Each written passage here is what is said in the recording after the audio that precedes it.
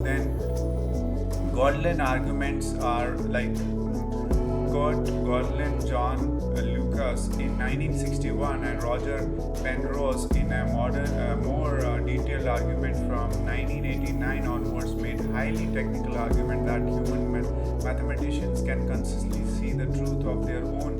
Godlin's statement that therefore have computational abilities beyond the mechanical tuning machine. Okay, so he said that human beings have more in computational abilities beyond this like only tuning machine whatever it has. Okay, so however some people do not agree with Golden's argument. Okay, these are the arguments, and it is necessary to understand both sides of artificial intelligence, and this will help us to reach to the end. And when we will connect all dots and start implementing it, or when we start writing a code, new application, original application, so